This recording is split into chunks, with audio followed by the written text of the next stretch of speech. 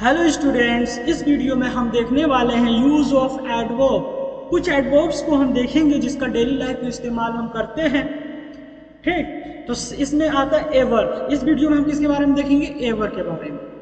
ठीक, एवर का जो हिंदी मीनिंग होता है वो होता है कभी। क्या होता है? कभी।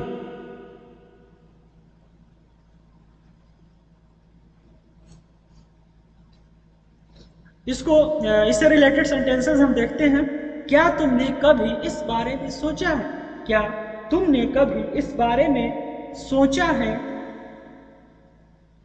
तो इसका क्या बनेगा? तो देखो सिंपल, ये प्रेजेंट परफेक्ट टेंस के अंतर्गत आएगा। क्या तुमने कभी इस बारे में सोचा है? तो हैव यू एवर थॉट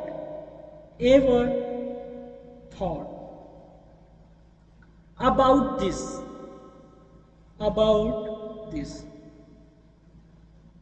क्या तुमने कभी इस बारे में सोचा है? Have you ever thought about this? क्या तुमने कभी इस बारे में सोचा है? क्या तुम कभी वहां जाते हो? क्या तुम कभी वहां जाते हो? तो do you ever go there? क्या तुम कभी वहां जाते हो? Do you ever go there? कभी के लिए किसका इस्तेमाल किया गया? एवर का इस्तेमाल किया गया। अब यहाँ डू यू किस तरह बना? ठीक, तो ये टेंस है सिंपल। ठीक, प्रेजेंट इंडेफिनिट टेंस, और इसका यस नो टाइप, ये क्वेश्चन टाइप यानी यस नो टाइप का ये इंट्रोगेटिव सेंटेंस है। तो इसका स्ट्रक्चर किस तरह से बनता है, इससे रिलेटेड मैंने वीडियो बना चुका हूँ 12 टेंस का। ठीक, कि उसमें कौन सी हेल्पिंग वर्ब आती है प्रेजेंट इंडेफिनिट में, फिर मेन वर्ब कौन सा आता है। 12 टेंस का अवेलेबल है एक ही वीडियो में, 15 मिनट का वीडियो, आप उसको देख के समझ सकते हैं। ठीक, तो क्या तुम कभी वहां जा सकते हो? Do you ever go there? वह अपनी माँ को सप्ताह में एक बार फोन करना कभी नहीं भूलता। वह अपनी माँ को यानी कभी नहीं भूलता। He never ever forgets. कभी नहीं भूलता है। टू क्या करना? फोन करना। To ring his mother. To ring his mother सप्ताह में एक बार यानी वंस अ वीक। वह अपनी माँ को सप्ताह में एक बार फोन करना कभी नहीं भूलता। He never ever forgets to ring his mother once a week. महीने भर पहले उसका तलाक हो गया, तब से वह उदास है। महीने भर पहले उसका तलाक हो गया यानी he got divorced. He got divorced a month ago. तब से वह उदास है। Ever since he has been unhappy. He has been unhappy.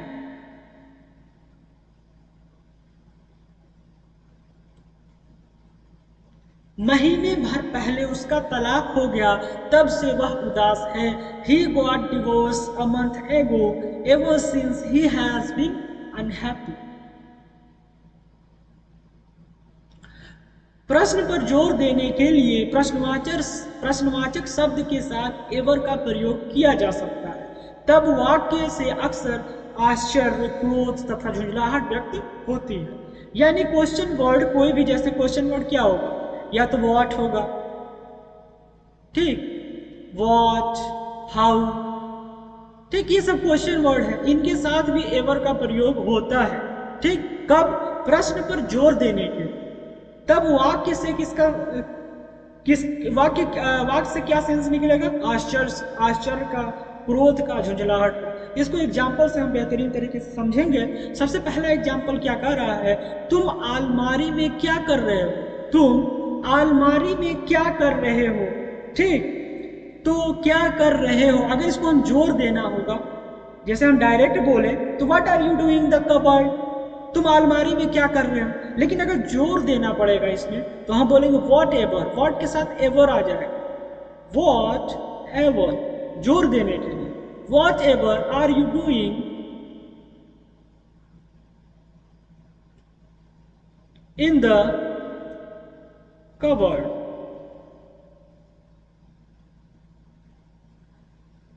तुम अलमारी में क्या कर रहे हो।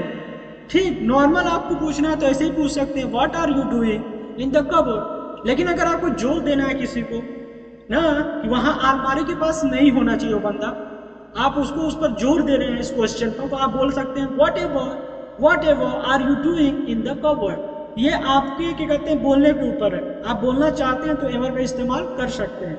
अगर उस बंदे को वहां नहीं होना चाहिए, अगर नॉर्मल पूछना है तो एवर का इस्तेमाल नहीं करेंगे। तो तुम अलमारी में क्या कर रहे हो, whatever are you doing in the cupboard. यह केले का छिलका यहाँ किसने फेंका, यहाँ किसने फेंका, whoever, whoever threw, threw का second form threw these banana skins, banana skins here. यह केले के छिलके यहाँ किसने फेंके, तो whoever threw these banana skins here. कल शाम तुम क्या कर रहे थे मैंने देखा, कल शाम तुम क्या कर रहे थे मैंने देखा। ठीक, तो इसका किस तरह से ट्रांसलेशन करेंगे, तो इसमें आंसर में क्या मतलब है तुम्हारे, मतलब आंसर पर जोर दिया गया। ठीक, तो कल शाम तुम क्या कर रहे थे मैंने देखा, यानी आई सॉ, मैंने देखा, आई सॉ, मैंने देखा। What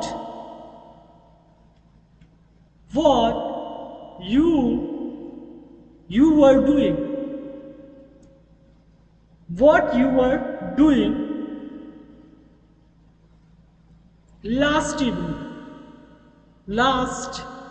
evening.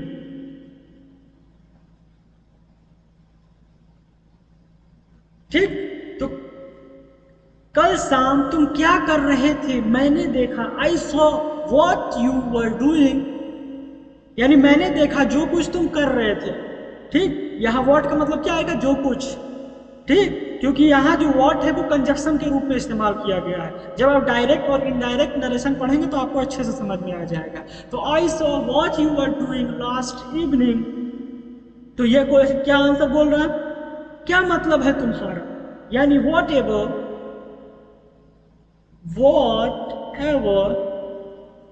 Do you mean, do you mean, क्या मतलब है तुम्हारा, what ever do you mean, क्या मतलब है तुम्हारा।